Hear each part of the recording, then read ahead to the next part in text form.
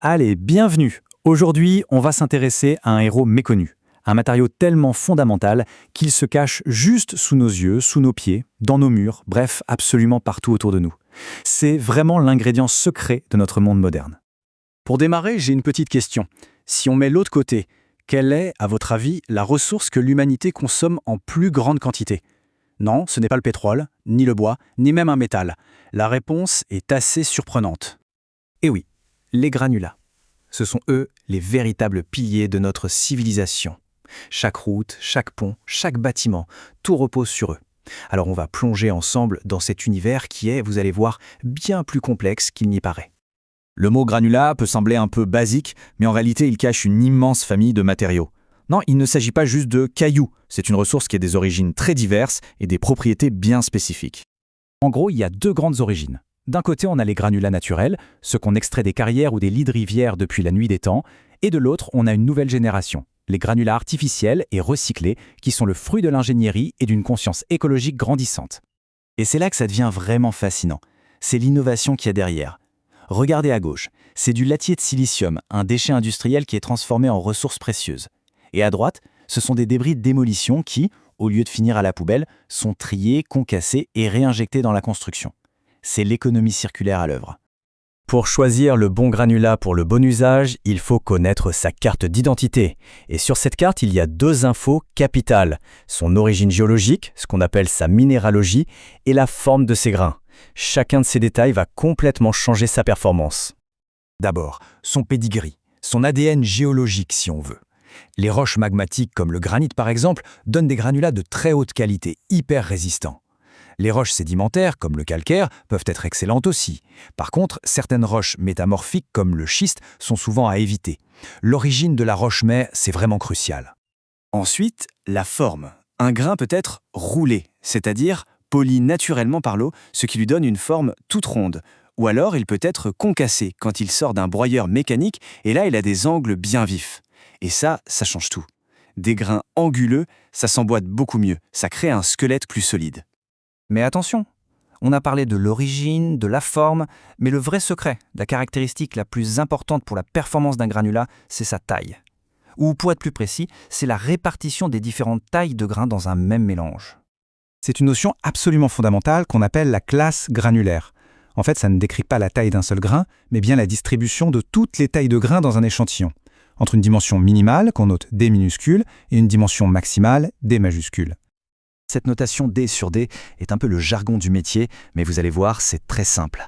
Si on vous parle d'un gravier 80, ça veut tout simplement dire que dans ce tas, tous les grains ont une taille qui est comprise entre 4 mm et 20 mm. C'est une façon super précise et universelle de parler du même produit.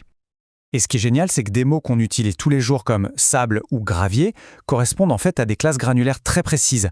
Regardez ce tableau. Tout en bas de l'échelle, on a les filaires, qui sont les plus fins, puis les sables, les gravillons, les graves, et tout en haut, les gros enrochements, comme les cailloux qu'on voit sous les voies ferrées. Chaque nom correspond à une fourchette de taille bien définie. Cette image illustre ça parfaitement. On voit bien la progression, de la finesse presque de la poussière des fileurs à gauche jusqu'au gros bloc de ballast à droite. Et c'est justement en combinant intelligemment ces différentes tailles qu'on arrive à créer un matériau final qui est dense et super stable. D'accord, mais pourquoi toute cette obsession pour la taille? L'objectif, c'est d'optimiser l'agencement des grains pour qu'il y ait le moins de vide possible entre eux. C'est ça la clé pour avoir une compacité maximale. Et qui dit compacité maximale, dit résistance mécanique optimale pour un béton ou pour une route. Bon, c'est bien beau tout ça, mais comment on fait en pratique pour connaître la classe granulaire d'un échantillon qu'on a sous la main? Eh bien, on utilise une méthode scientifique très rigoureuse. C'est une sorte d'enquête qu'on appelle l'analyse granulométrique par tamisage. Le principe est simple, mais doit être appliqué à la lettre. Ça se passe en 4 temps.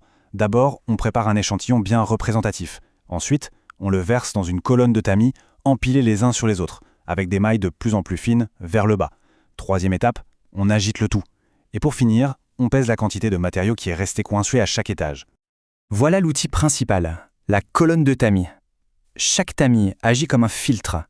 Les plus gros grains vont être retenus tout en haut, et les plus fins vont descendre le plus bas possible jusqu'à ce qu'ils soient bloqués par une maille trop petite pour eux. C'est une séparation purement mécanique, par la taille. Bien sûr, pour être sûr que le test est fiable et qu'on peut le refaire à l'identique, on n'agite pas ça à la main, on utilise une tamiseuse mécanique. C'est une machine qui secoue la colonne de manière très contrôlée pour garantir que chaque grain a bien sa chance de passer à travers les mailles. En génie civil, la précision, c'est non négociable. Et voilà le résultat brut. À droite, on voit bien les différents tas de granulats bien séparés par taille. Et à gauche, le tableau qui met des chiffres là-dessus.